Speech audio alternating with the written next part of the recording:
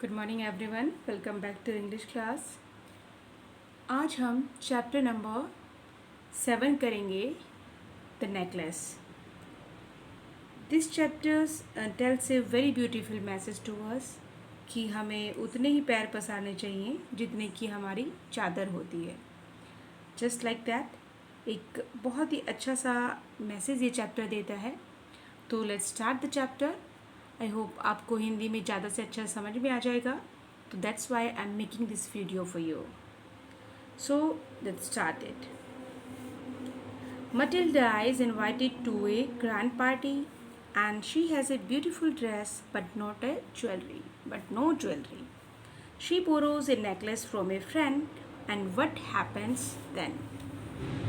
तो मटिल्डा को एक बड़ी पार्टी में बुलावा गया है और उसके पास एक बढ़िया पोशाक भी है, एक अच्छी सी ड्रेस भी है उसके पास, मगर पहनने की खातिर गहने नहीं है उसके पास। वह एक सहेली से हार उधार लेती है और तब क्या होता है, लेट्स स्टार्ट द चैप्टर, फिर पता चलेगा। So what kind of a person is ma'am Loisel? Why is she always unhappy? तो मैडम जो लुइजिल हैं वो किस तरह की पर्सन है? यहाँ पर मैम वर्ड यूज़ हुआ है, ये फ्रेंच एब्रीवेशन है। मैम यानी कि मैडम को ही मैम बोला गया है। तो मैडम ल्यूजिल किस टाइप की पर्सन है और वो क्यों खुश नहीं है?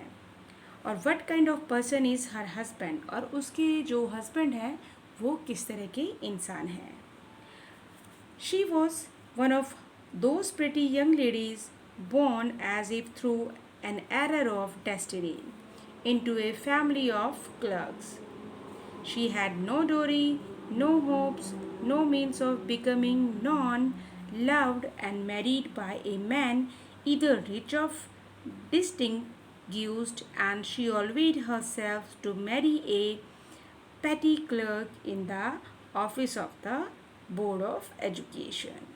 She was simple, but she was unhappy.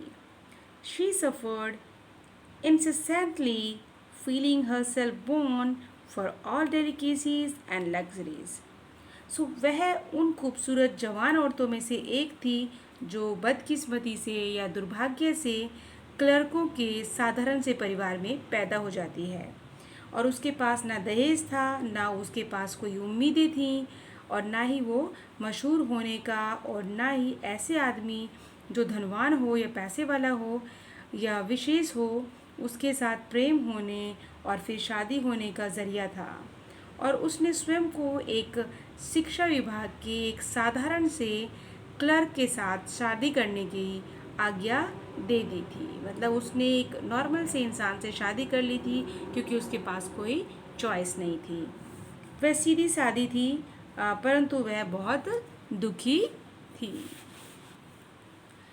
She suffered incessantly, अब वह लगातार निरंतर दुखी रही, और feeling herself born for all delicacies and luxuries, वह यह सोचकर कि प्रत्येक तरह की नजाकतों और जो अच्छी जो विलासिताएँ होती हैं उनके लिए ही जन्मी थी। उसे ऐसा लगता था कि वो सारी लग्जरीज, जो भी अच्छी जितना भी पैसा होता है, जितनी भी अच्छी चीज़ लाइफ में चाहिए, वो उसी के लिए पैदा हुई है। वह दुखी थी घर की गरीबी से। She suffered from the poverty of her apartment and the shabby walls and the worn chairs. All these things tortured and angered her. तो वह दुखी थी घर की निर्धनता से, गरीबी से, इसकी भद्दी दीवारों और पुरानी कुर्सियों के कारण। इन सब बातों से उसे पीड़ित किया और उसे गुस्से से भर दिया। इन सभी बातों ने उसे बहुत ज़्यादा दुख दिया और उसको बहुत गुस्सा आ गया। When she seated herself for dinner opposite her husband, who uncovered the tureen with a delighted air, saying, "Oh, the good Poppy! I know nothing better than that."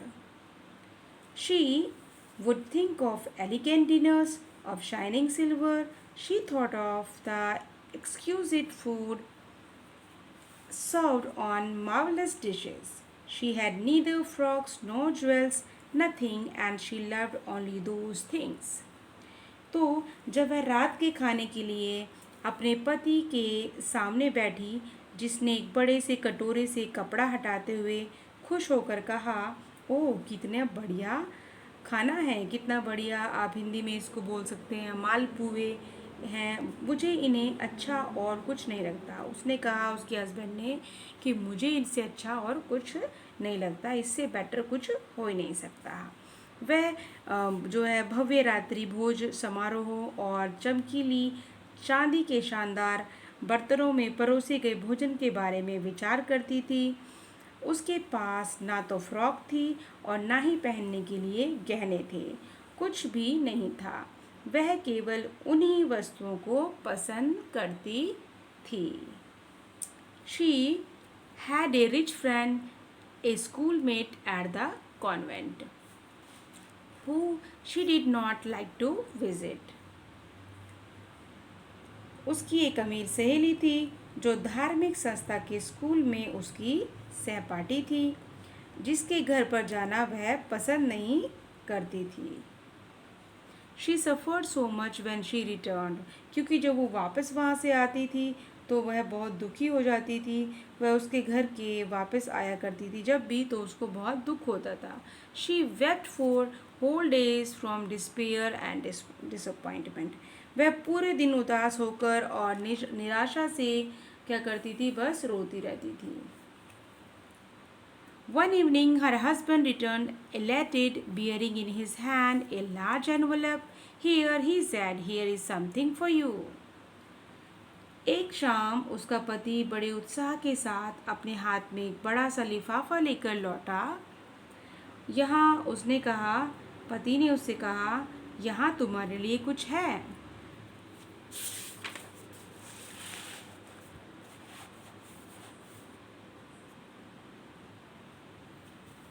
She quickly drew out a printed card on which were inscribed these words. उसने यानी कि Matilda ने जल्दी से छपा हुआ card बाहर निकाला और उस पर ये शब्द लिखे हुए थे। क्या थे भाई? The minister of public instruction and madam George Ramponneau ask her the honour of Mr and Mrs Loisel company Monday evening, January 18, at the minister's residence. So, public instruction का मंत्री और उसकी पत्नी श्रीमती जॉर्ज रम्पोन्यू, श्रीमान और श्रीमती लॉयसेल को सोमवार के दिन शाम के टाइम 18 जनवरी को मंत्री के घर पर खाने के लिए आदर सहित आमंत्रित करते हैं। तो यानी कि इनविटेशन कार्ड था वो जो उनके लिए आया था। और किसने भेजा था? मंत्री के वहाँ से आया था। दोनों हस्बैंड वाइफ के लिए कार्ड था। तो instead of being delighted as her husband had hoped, she threw the invitation spitefully upon the table, murmuring, what do you suppose I want with that? तो उसने बजाय खुश होने के, जैसे ही उसके पति ने उम्मीद की थी कि वह ये देखकर खुश हो जाएगी, उसने क्या किया? उसने उसको खुश होने के बजाय पत्नी ने आमंत्रण पत्र को बहुत ही गुस्से से मेज पर फेंक दिया और यह बड़बड़ाते हुए कि क्या आप क्या समझते हैं कि मैं इसका क्या कर सकती हूँ, उसने ऐसा उसको बोला। मतलब उसको थोड़ी सी भी खुशी नहीं हुई, उल्टा वो नाराज़ हो गई। But my dearie, I thought it would make you happy. You never go out and this is an occasion and a fine one. Everybody wishes one and it is very select. Not many are given to employees. You will see the whole official world there. पर मेरी प्रिय, उसके husband ने कहा, my dear, मैंने सोचा था कि यह तुमको खुश कर देगा। तुम कभी भी बाहर नहीं जाती हो और अब यह मौका है और यह बहुत अच्छा मौका है। हर एक आदमी इस मौके का इंतज़ार करता है और यह तो बहुत ही इम्पोर्टेंट मौका है, विशेष मौका है। ऐसे मौके कर्मचारियों को बहुत अधिक नहीं मिलते हैं। तुम वहाँ पर बहुत से अवसरों को देखोगी। She looked at him with an irritated eyes, and she looked at him with an irritated eyes and declared impatiently, "What do you suppose I have to wear to such a thing as that?" उसने गुस्से भरी नज़रों से अपने पति की ओर देखा और जल्दी से कहा, क्या आप जानते हैं कि ऐसे समय पर मेरे पास पहनने के लिए कौन से कपड़े हैं? He had thought of that. He stammered, "Why the dress you wear? Why the dress you wear when we go to the theatre? It seems very pretty to me." He was silent, stupefied in dismay at the sight of his wife weeping. He stammered, "What is the matter and what is the matter?" So उसने उसके बारे में पहले विचार नहीं किया था। वह हकलाकर बोला, क्यों? वो वाले वस्त्र जो तुमने सिनेमा में जाने के समय पर पहना करती थी, उनको पहन लो, वो भी तो कितने अच्छे हैं। वह कपड़े मुझे बहुत अच्छे लगते हैं। अभी अपनी पत्नी को रोनी सूरत को देखकर वह दुखी हो गया और शांत खड़ा रहा। उसने हकलाते हुए कहा, क्या परेशानी है, क्या बात है? What is the matter? What is the matter? By a violent effort, she had controlled her vexation.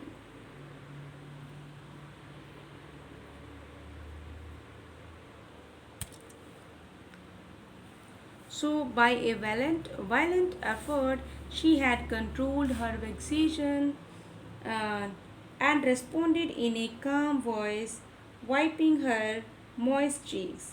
Nothing, only I have no dress, and consequently, I cannot go to this affair. Give your card to some colleagues whose wife is better fitted out than I. एक जोरदार प्रयास के साथ पत्नी ने अपने गुस्से पर काबू पाया और अपने गीले गालों को पोंछते हुए बिल्कुल शांत हो गई और शांत स्वर में बोली, कुछ भी नहीं, केवल बात यह है कि मेरे पास कोई भी सुंदर कपड़े नहीं हैं। यही कारण है कि मैं इस पार्टी में नहीं जाना चाहती हूँ, और यह कार्ड आपने किसी भी साथी कर्मचारी को दे दीजिए जिसकी पत्नी मुझसे अधिक आकर्षक हो और जिसके पास अच्छे कपड़े भी हों। तो he was grieved but answered, "Let us see, Matilda, how much would a suitable costume cost? Something that would serve for other occasions, something very simple."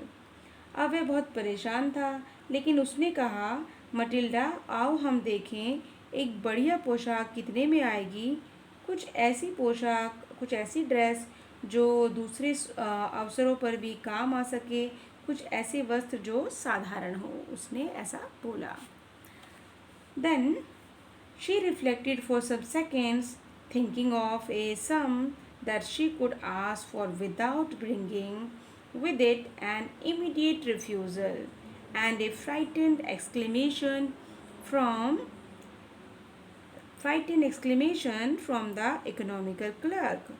Finally, she said, in a hesitating voice, "I cannot tell exactly, but it seems to me that 400 francs ought to cover it." कुछ second उसने विचार किया उस मूल्य के बारे में जो वह कह सके। मतलब वो सोच रही थी कि भाई कितने पैसे बोलूं, कितने की ड्रेस आएगी, वो उसको ये सोच रही थी। और जिसे एक कह सकते हैं कि वो जो भयभीत क्लर्क ना कर सके ऐसी ड्रेस हो। मतलब वो बेचारा जो गरीब क्लर्क था, वो जिस चीज़ के लिए मना ना कर सके, ऐसी कुछ रकम वो सोच रही थी। आखिर में एक झिझक भरी आवाज़ में उसने कहा, मैं सही तो कुछ नहीं कह सकती, पर मुझे लगता है कि 400 फ्रैंक में काम चल जाएगा। फिर क्या होता है भाई? He turned a little pale, for he had saved just this sum to buy a gun that he might be able to join some hunting. And